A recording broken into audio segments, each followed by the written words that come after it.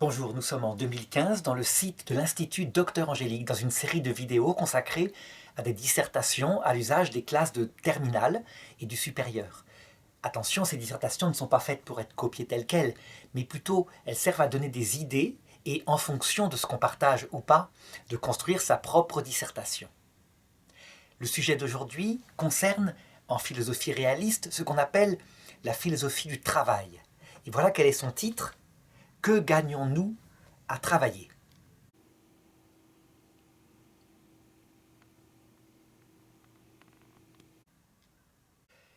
Ce sujet peut trouver véritablement son actualité à une époque où certaines personnes sont de plus en plus scandalisées à considérer que des gens prennent le parti de ne plus travailler, mais de se mettre, je dirais, sous la protection, sous l'assistanat de la société. Ce sont des cas qui, évidemment, en France particulièrement, sont plutôt niés, alors qu'en réalité, tout simplement, il suffit de voir et de constater que ça existe. Toute la question est de savoir si ce pari est gagnant. Ça veut dire que si sa propre vie, sa propre famille sera construite par une telle décision. Et pour cela, il est important de savoir ce que le travail humain apporte à la personne. Un tel sujet comme « que gagne-t-on à travailler ?» évidemment, ne consiste pas simplement à regarder l'arrivée du salaire, bien évidemment. C'est tout un sujet beaucoup plus profond qui va concerner, je dirais, la nature humaine tout entière. Que gagne l'homme à travailler ? Et que perd-il, s'il perd quelque chose, à ne jamais travailler ? Alors comme cette question touche, je dirais, à la vie pratique de l'homme, donc la façon dont il peut acquérir son équilibre et trouver le bonheur, je dirais qu'il aura forcément trois parties, parce qu'il existe trois grandes parties de la philosophie pratique. La première, c'est de regarder si le travail en lui-même, comme activité humaine, apporte quelque chose à l'homme, lui fait gagner quelque chose. Dans la deuxième partie, je dirais, nous verrons le lien du travail à l'éthique. Qu'est-ce qu'il apporte aux relations aux autres ? Et enfin, troisième partie, troisième dimension, la dimension politique. Est-ce que le travail permet de construire la communauté dans laquelle nous vivons ?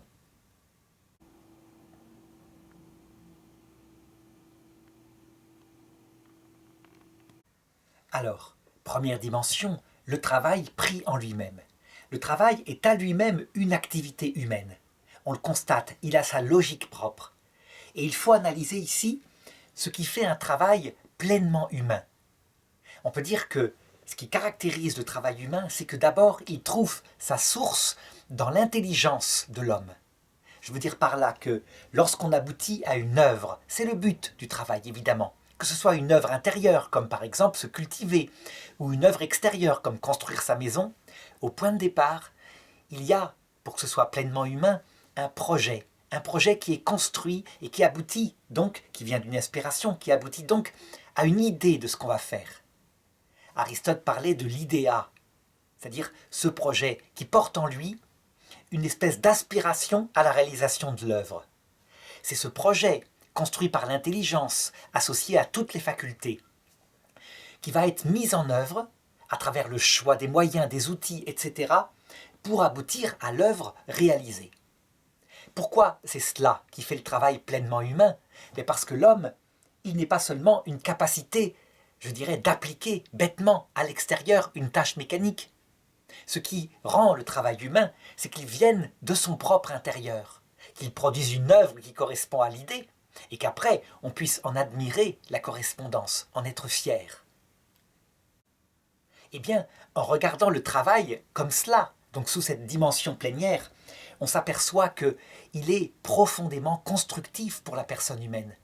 La personne humaine, elle a un corps, des mains, et les mains sont là pour agir, et ces mains sont évidemment dirigées par l'intelligence.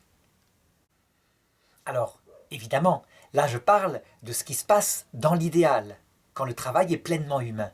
Seulement, il faut le reconnaître, il y a des travaux qui ne sont pas pleinement selon toutes ces dimensions. C'est ce qu'on pourrait appeler le travail de pur exécutant. Ça veut dire qu'on a besoin de main-d'œuvre pour appliquer le projet qu'a pensé un architecte. Et puis, à l'autre bout de la chaîne, il y a des gens, des manœuvres qui vont appliquer sans savoir ce qu'on fait. sans avoir une idée du plan d'ensemble de l'œuvre, des travaux de force.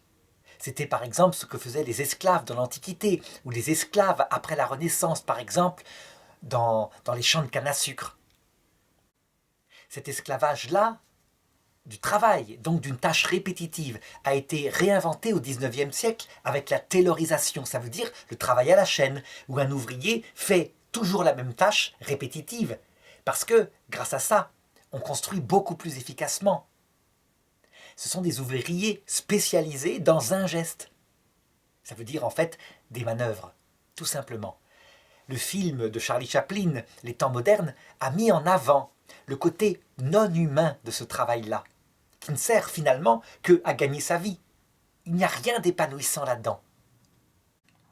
Pourquoi ? Parce que ce travail répétitif n'est pas pleinement humain. On peut dire qu'à la rigueur, une machine le ferait tout aussi bien et même mieux, parce que la machine ne s'use pas, alors que là, on y acquiert des tendinites, etc. On voit la même façon de faire le travail, par exemple, au niveau de la scolarité, quand on repère les punitions que donnent certains profs. Certains profs donnent une punition purement pénible, par exemple recopier 100 fois la phrase un tel « je ne lancerai pas des boulettes pendant les cours ». Le but est volontairement de rendre pénible la tâche afin que le jeune récalcitrant ne recommence pas. Mais il y a des punitions qui sont beaucoup plus formatrices, un vrai travail, comme par exemple donner une dissertation qui oblige le jeune à réfléchir, à effectivement effectuer une œuvre, mais il a pensé son œuvre, du style en quoi une certaine discipline est nécessaire en classe. Là, rédiger une page, c'est une dissertation, donc on le voit, qui produit un travail beaucoup plus humain. Je dirais que lorsqu'on a affaire à des personnes libres, ça veut dire qui ne sont pas contraints de travailler pour gagner leur vie, simplement pour gagner de quoi manger. Eh bien, lorsqu'elles peuvent choisir leur travail, elles choisissent toutes universellement un travail pleinement humain. Donc où il y a participation au projet, comme je l'indiquais tout à l'heure. On voit d'autre part, par exemple, dans un pays totalement libre comme la Suède, que lorsque la liberté est totale, eh bien, les femmes, totalement libres, choisissent plutôt des travaux qui ont un rapport avec les relations humaines, comme médecins, professeurs.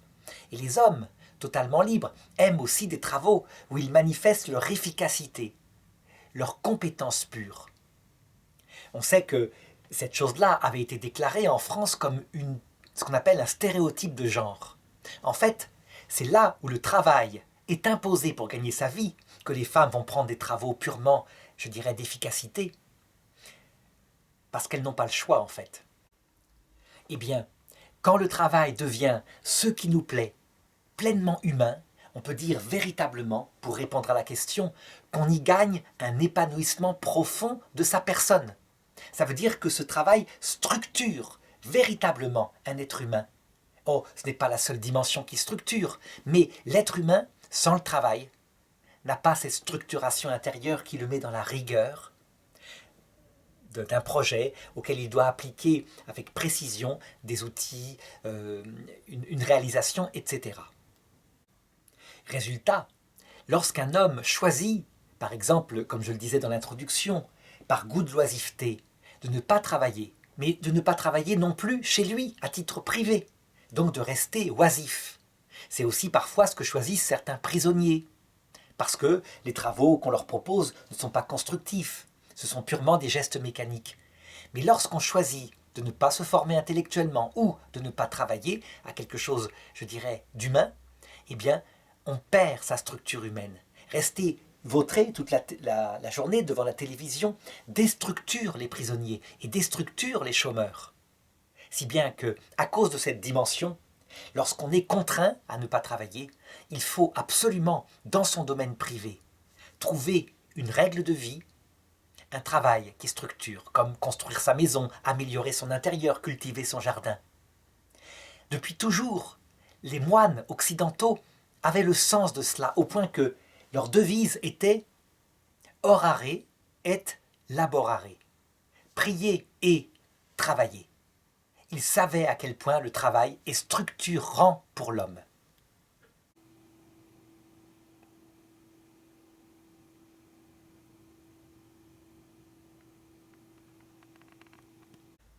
Alors après avoir analysé ce que le travail fait gagner à l'homme du point de vue de sa structure en lui-même, il reste à aborder une deuxième dimension de la personne humaine, à savoir sa dimension éthique, c'est-à-dire la relation qu'il a avec une autre personne, et en particulier pour l'être humain.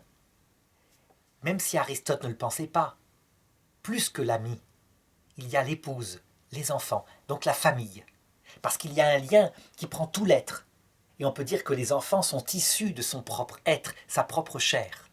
Donc, quand dans la famille, il peut y avoir, comme actuellement, parce que les hommes et les femmes reçoivent la même culture, une véritable amitié, chose qui n'existait pas à l'époque d'Aristote, où les femmes étaient bannies des études, eh bien, on a la relation éthique la plus constructrice, je crois.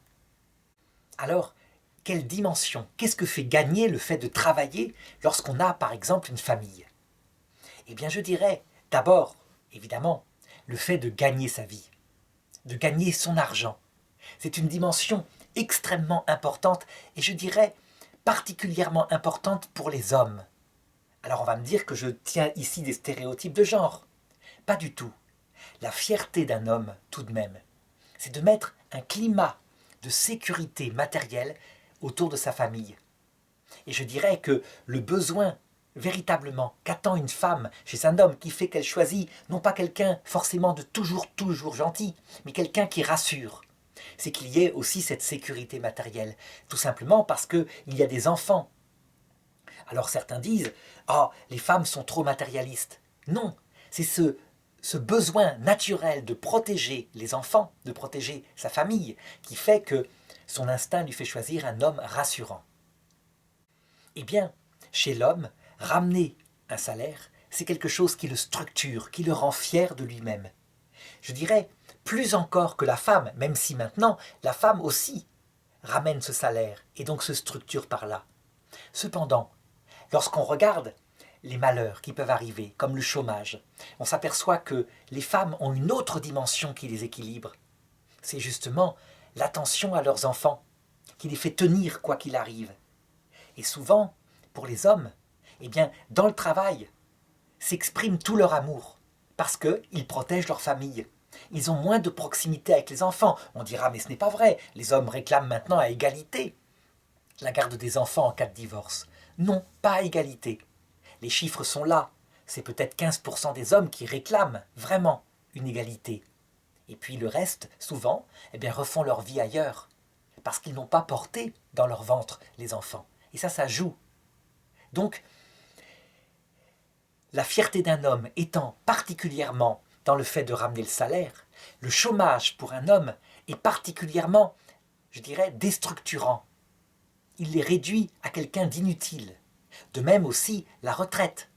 Sans doute aussi parce qu'un homme s'épanouit par le fait que dans son activité extérieure, il a, je dirais, une fierté à être reconnu comme tel. Alors tout ce que je dis est souple, et certains le nieront.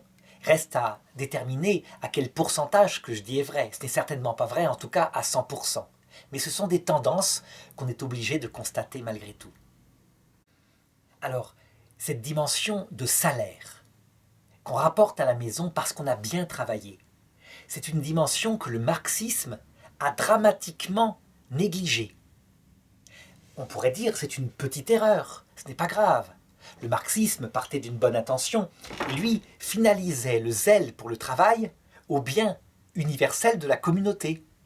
Sachant que qu'on travaille très bien ou qu'on soit malade, on toucherait le même salaire puisqu'on voulait justement une sécurité sociale, une paix, la certitude qu'arrive ce salaire à la fin du mois pour, je dirais, échapper à la torture qu'avait provoqué le capitalisme pur au XIXe siècle.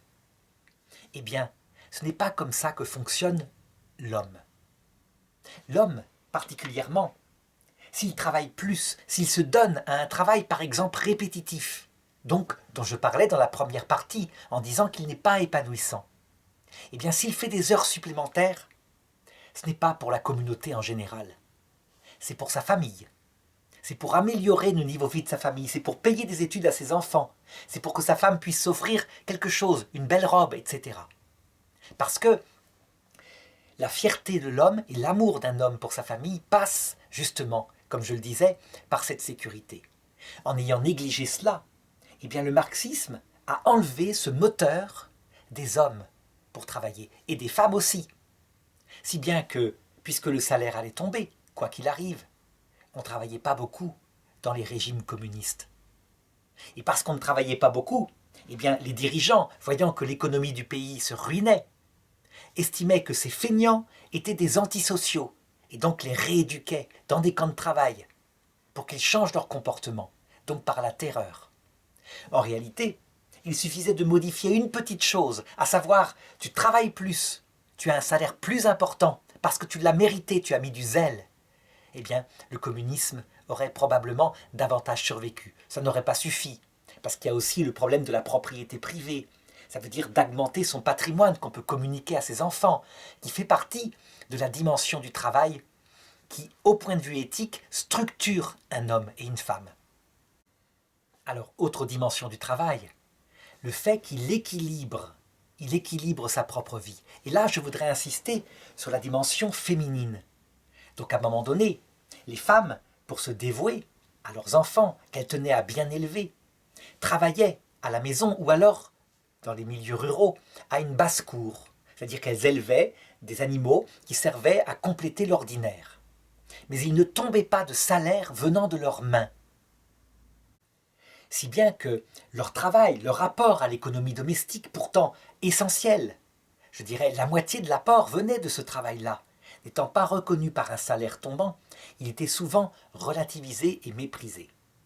Or, cette reconnaissance qui équilibre une personne est une dimension qu'apporte le travail. Le travail donne cette fierté de rapporter de l'argent à la maison.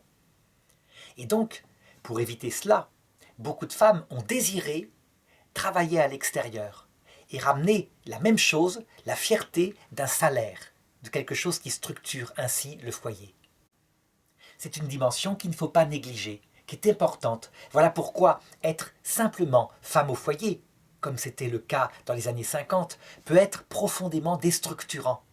Tandis que l'idéal pour une femme, évidemment, c'est le métier comme professeur, parce que avoir un travail qui prend un temps limité et qui permet d'avoir les mêmes vacances que les enfants, c'est quelque chose qui permet d'équilibrer les deux dimensions. On ramène un salaire et en même temps, cette aspiration à ce que la famille soit bien tenue, qu'il y ait ce climat intérieur, eh bien, l'aspiration, cette deuxième aspiration peut être réalisée parce qu'elle équilibre profondément la femme.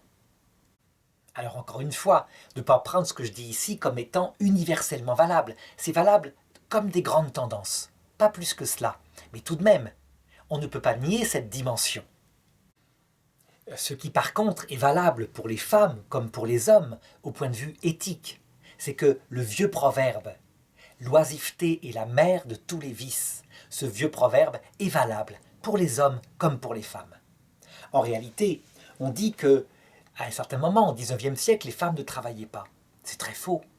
Les femmes ont toujours travaillé, dans un milieu rural, qui était le cas de la France à plus de 90%.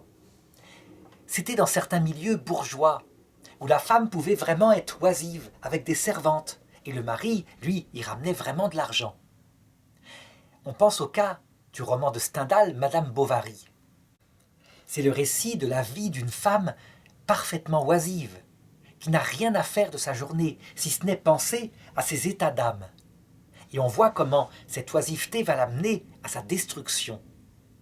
Bien au contraire, lorsque par exemple arrive le malheur, du style un divorce ou quelque chose comme cela, le fait pour une femme de s'occuper la tête par un travail à l'extérieur de la maison, un travail objectivable, eh bien, structure. Ça empêche de penser. Et le fait d'aller bien pour ses enfants fait qu'on est un meilleur parent.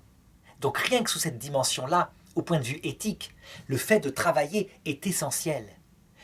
Au contraire, à contrario, je dirais que quand dans mon introduction je parle de certaines familles qui choisissent le chômage, vraiment, pour pouvoir profiter de l'aide sociale et ne pas travailler parce que c'est fatigant, eh bien c'est un mauvais pari.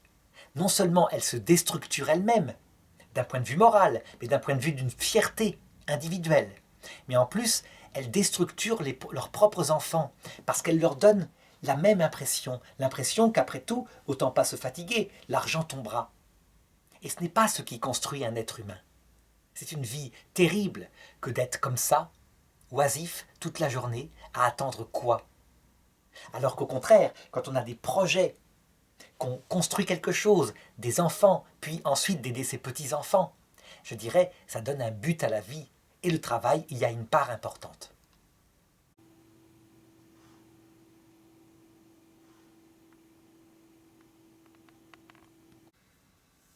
Alors, dans cette troisième partie, je voudrais aborder maintenant la dimension politique du travail. Parce que l'homme n'est pas seulement un être éthique qui vit avec ceux qu'il aime. L'homme vit dans une société. C'est la dimension sur laquelle a le plus insisté Karl Marx. Et c'est une dimension véritablement qui existe. Seulement, Karl Marx lui a donné une importance qu'elle n'a pas. Prenons, par exemple, les soldats de la guerre 14. Nous sommes en 2015, donc 100 ans après cette grande guerre. C'est vrai qu'ils sont partis combattre et qu'ils n'ont jamais cédé. On se dit, ils combattaient donc pour la patrie, pour le bien général, la communauté en général. Non, ils ne combattaient pas pour la patrie en général, sauf peut-être dans certains milieux plus cultivés. On avait l'impression, au point de vue historique, que c'était le motif premier. Ils se battaient pour protéger leur famille. Ils pensaient véritablement que leur liberté de fonder avec, je dirais, comme Français ou comme Allemands, leur famille allait être abîmée. Ils se battaient aussi sur le terrain pour leurs camarades, parce que les soldats étaient ensemble, par famille. Je veux dire, un peloton, c'est quelque chose qui se suit tout au long de la guerre, et quand quelqu'un de ce petit groupe, peut-être 8-10 hommes, est tué, c'est une catastrophe. Donc, il y a des relations humaines. On n'est pas jeté comme un singleton comme ça dans l'armée française ou l'armée allemande. Ce serait profondément non humain. Ça ferait perdre l'efficacité de l'armée et surtout le moral des troupes. Donc, on se bat pour des personnes. C'est ça la dimension profonde de l'être humain. Et l'État en général, la France, l'Allemagne, la Belgique, ce sont des abstractions, même si cette dimension ne peut pas être complètement rejetée. Eh bien, c'est parce que Karl Marx, lui, a donné aussi à cette dimension du collectif la première place, que son système, profondément, ne marchait pas. Il était contre nature. Et pourtant, 20% des Russes en Union soviétique marchaient vraiment avec cette dimension, y croyaient, et donc travaillaient de tous leurs ailes pour construire l'Union soviétique et éventuellement la répandre dans le monde entier. Ce qui montre que ce que j'ai dit n'est pas à 100% valable, une fois encore. Certaines personnes mettent cette dimension politique comme un idéal au-dessus de tout. Et certaines personnes, pour la guerre 14, mettaient la patrie vraiment au-dessus de tout. Donc, cette dimension, si elle ne doit pas être rejetée, je pense tout de même, doit être mise après la dimension éthique. Et dans ce cas-là, le travail, évidemment, a une dimension de fierté. On construit son pays. Lorsque, par exemple, un ouvrier a participé à la construction d'un pont, d'un immeuble, eh bien, lorsqu'il passe avec ses enfants devant ce pont, il peut montrer avec fierté là où il a participé. C'est d'autant plus, je dirais, structurant pour un homme s'il a été l'architecte du pont, c'est-à-dire s'il en a dessiné les plans. Parce qu'à ce moment-là, son travail est profondément humain. Le projet vient de lui. Il n'est pas un simple exécutant qui a participé. Donc, que répondre à la question, que gagnons-nous à travailler? Eh bien, on gagne quelque chose, même si c'est une dimension que je mets en dernier lieu, à savoir, on aide à la construction de sa société, de la société où on vit. Et donc, on construit pour soi et pour ses enfants des racines. Par exemple, le travail de nos ancêtres qui ont bâti les villes, les cathédrales. Ce travail-là fait partie de nos racines. Il nous structure. Si on rasait les cathédrales et toutes les églises en France ou en Belgique, on perdrait une dimension de nos racines, d'où l'extrême difficulté, la souffrance, quand, par exemple, dans un village, parce que les gens ne vont plus jamais dans l'église, le maire décide de raser ce bâtiment. Je me rappelle d'un maire qui disait « Je ne peux pas prendre la décision par un référendum populaire, les gens refuseraient. Ils y tiennent, ce sont leurs racines. » Et donc il disait « Je prends la décision de détruire l'église dans je dirais, un conseil municipal restreint. Parce qu'à ce moment-là, pour des raisons de budget, on comprend et on va voter. Attention à ne pas, à l'inverse du marxisme, négliger complètement cette dimension de société dont le travail fait partie. Parce qu'à ce moment-là, des familles, je dirais, ou des individus solitaires, sans avoir je dirais, un enracinement dans une société, sont des familles auxquelles il manque une dimension.